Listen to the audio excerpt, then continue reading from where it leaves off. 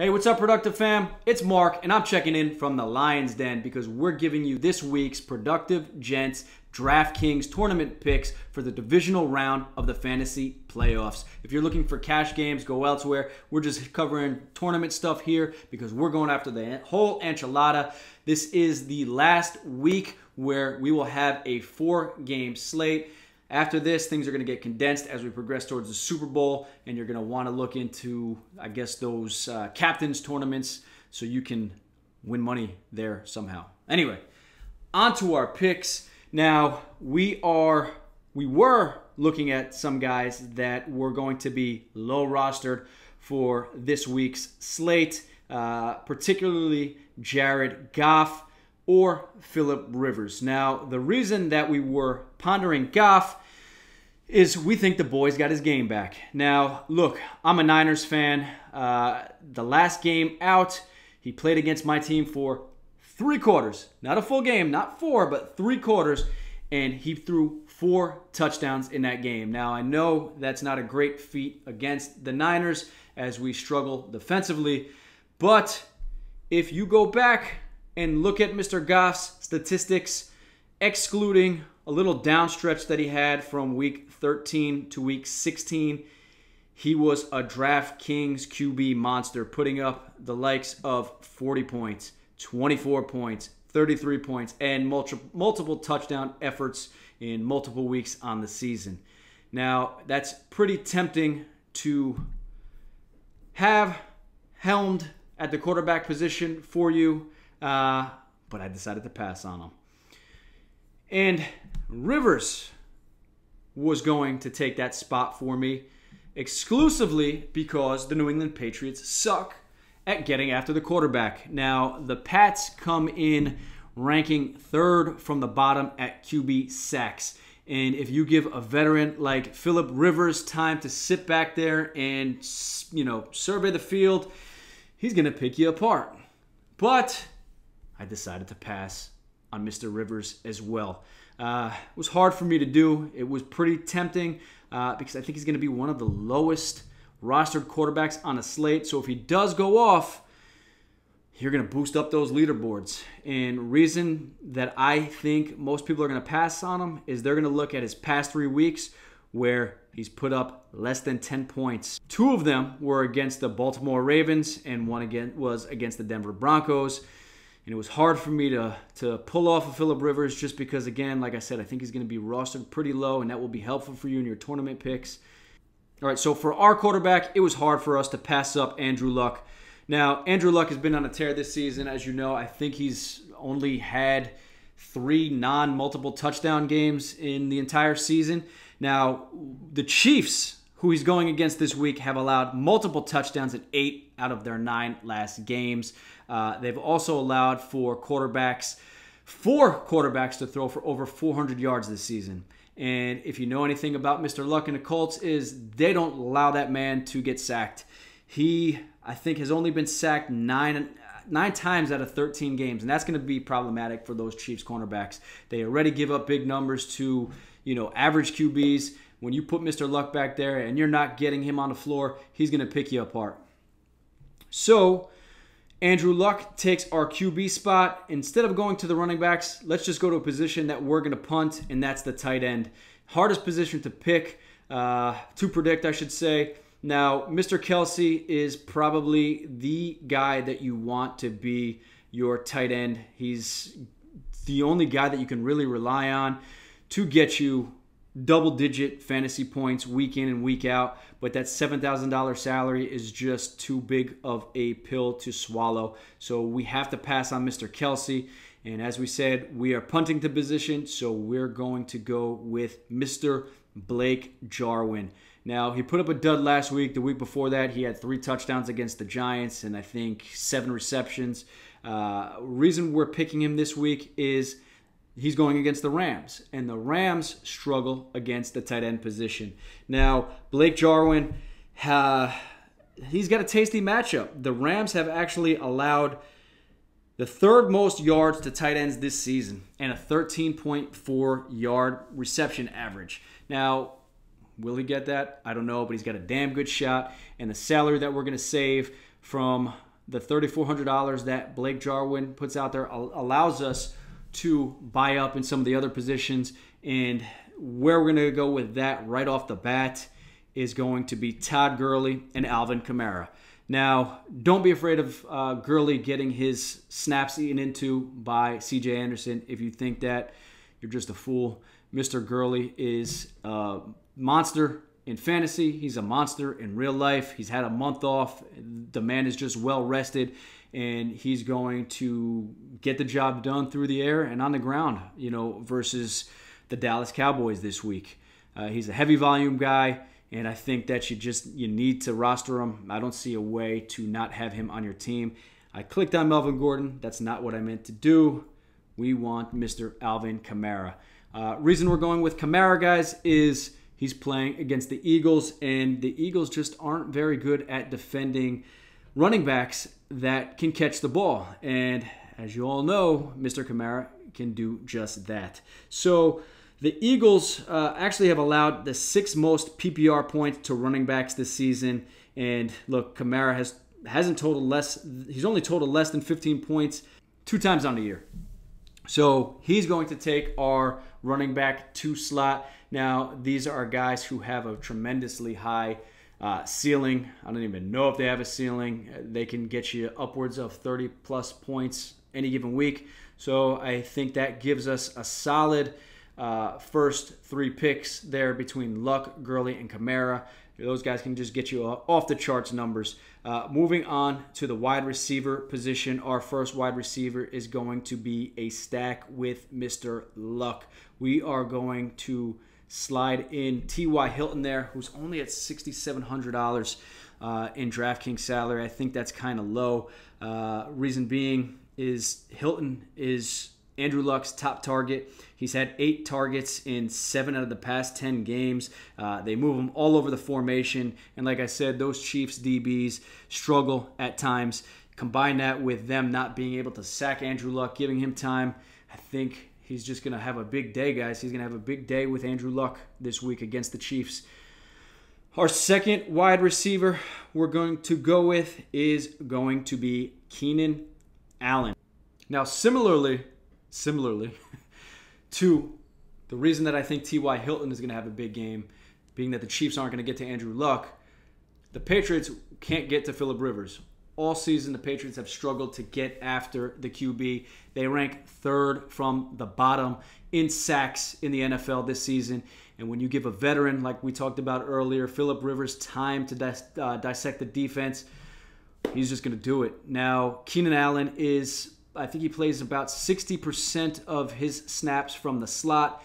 The Patriots just moved McCourty into the slot towards the end of the season, and he hasn't been a world beater at stopping the the slot receivers. Now, the talent level of Keenan Allen is not on par with some of the slot receivers that the Patriots have actually seen this season. They've allowed lesser talent, 7 of them to be specific, to total 11-plus points. Now, again, you give Phillip Rivers the time to pick apart your defense, throw it to Keenan Allen, who's a PPR monster. Could be another big day for Keenan Allen.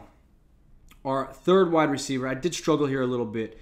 Now, guys that we were considering, we're going for some lower-priced options here. Maybe mid-tier guys, you can say. We had our eye on Ted Ginn, or where is he? Or Josh Reynolds right above. I can't believe I didn't see one versus the other. I had Josh Reynolds slotted in there. Reason being is he definitely has multiple TD upside. He's had a couple games this year where he has had multiple TDs. You know, he had 2 against San Francisco when Cooper Kupp got hurt. He had 2 against Green Bay. So as you can see, you want to have in your tournaments guys that have multiple TD upside, and I think Josh Reynolds brought you just that. But I just couldn't pull the trigger on Josh Reynolds, and I had to slot in Ted Ginn Jr. Look, last week was... Actually, he was off last week. But week 16 was his first start since week 4 with the New Orleans Saints, and he just gives an added dimension. to that offense. He's their deep threat, opens things up for Kamara, opens things up for Michael Thomas. And as you can see in his first game back from Week 4, he's very trusted by Drew Brees. He had 8 targets for 74 yards, 5 receptions for a 12-point fantasy day. Great, right? But did you see what Allen Robinson did to the Philadelphia's depleted secondary last week? Now, I know Allen Robinson is a much more gifted receiver than Ted Ginn Jr., but let's put it into perspective. He had Mitchell Trubisky throwing him the ball. Now, Trubisky has made some strides this season, but he's not Drew Brees. Guys, he's not Drew Brees. Drew Brees is going to expose that weakened Philadelphia Eagles secondary. Look, what we have here is Ginn lining up against Avonte Maddox, who Trubisky threw for 154 yards against. That could be doubled when you get Drew Brees throwing the football. When the Eagles and the Saints met earlier, granted the Eagles are playing better defense as of late, not the secondary. I think the Eagles lost to the Saints by 41 points. So, guys, I had to put Teddy Ginn Jr. in there. I think he's going to have some opportunities against Avonte Maddox, who he's facing this week. That fourth quarter where Mitchell Trubisky just kept throwing the ball to Robinson and beating Maddox, I just think that secondary is in for a world of hurt against Drew Brees this weekend. So moving along to the flex position, you can try to go with, where's my guy here? Nyheim Hines of the Colts. Could be a great super stack for you, especially in a game that is going to be a shootout, an expected shootout between the Chiefs and the Colts. Hines is the Colts receiving running backs, and most people are going to be a bit hurt and a bit biased from last week because Hines put up a big goose egg across the board in a game that we thought, again, was going to be a shootout, and we'd see the opportunity for Hines to get us some PPR points against the Houston Texans. But when the Colts went up 21-7, there was really no need to work Hines into their game plan. But don't be afraid. I mean, yes, he put up a big goose egg last week, but if you look at the rest of the game log for the rest of the season, I mean, he gets targeted about 5 to 6 times a game. An outlier here where he had 9 receptions from 9 targets. But in a PPR-based system like you have on DraftKings, that's his 5 receptions, 4 receptions is almost equivalent to a touchdown. If he gets you 30 to 40, 50 yards, you got 10 points for a $3,300 salary. And that will allow you to use that money elsewhere. It's not a bad option. But being that I had some salary from punting Jarwin, I decided to go with a rich man's Nyheim Hines and go with the Patriots. I hate when they switch us like that. James White. Now, the Patriots running back by committee is always a headache because you don't know who's going to go off. You don't know who Belichick's going to play. But if history has shown us anything, it's that they go to James White consistently in the playoffs, and James White consistently shows up. So I am going to go with the rich man, Nyheim Hines, and slot in James White at $4,900. Now, that leaves us $2,700 in salary left available. I mean, ideally, I would like to go with the Saints, but we just can't get up there. And again, the Patriots can't get after the quarterback. Thought about the Patriots long and hard, but being that they won't get to Phillip Rivers, I found it hard to get him in there. I just really think that that's going to be a competitive game. I think that we see the Chargers put up 3 or 4 touchdowns on the Patriots this coming week, even though they're traveling again to New England. So with that being said, guys, I think I'm going with the Chargers. At $2,400, the Chargers slot in there nicely. The Chargers played a great game being, again, they did face the Ravens. Ravens came on in the fourth quarter of that game, but aside from that, they shut them down. I do get it. Rookie quarterback. He's first time starting in the playoffs. But ever since the Chargers got Joey Bosa back, it seemed like they're starting to put some pressure on the quarterback. You are facing, a tried and tested Tom Brady. But that offense hasn't looked as explosive as it's looked in the past. There are some games where they look like they're an average unit. I know they're playing in Foxborough. I know there's a chance that some balls are deflated. I know that there could be some videotape out there that they, have concealed somewhere that they're looking at in the back. But I think with Joey Bosa back, I think what we saw, with the Chargers pass rush last week where they put, let's see, how many times did they sack the quarterback last week? 7. I don't know, man. I really think that they will be a competitive defense. They have some Pro Bowl caliber cornerbacks that you're going to see out there. I think we could see a turnover or two, and I think the Chargers defense has an opportunity to really slow down that Patriots attack. Look, they've got Derwin James lining up against Gronk. Gronk hasn't looked like himself all season. I really believe that the Chargers are going to pull this one out. I think the Chargers could be a dark horse for the Super Bowl, guys. So we're going to slot in the Chargers there, and that's our lineup, guys. Andrew Luck, Todd Gurley, Alvin Kamara, T.Y. Hilton, Keenan Allen, Ted Ginn Jr., Blake Jarwin, James White, and the Chargers. Let's get it, guys. I hope this roster brings you a lot of success this week. I hope it gets you to the top echelon, to the top slots of your tournament, and brings you home that money.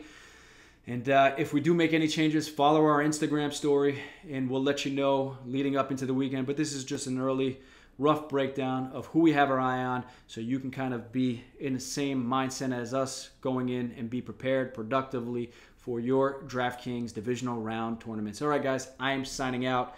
I promise I will stutter less the next time that we do this. This is my first time back in, I don't know, a couple of months in shooting video and doing this. I've mostly been living on the Instagram story. A little intimidated right now for some reason, but we'll shake that rust off and we'll get back to that professional level. Cheers, guys. Good luck.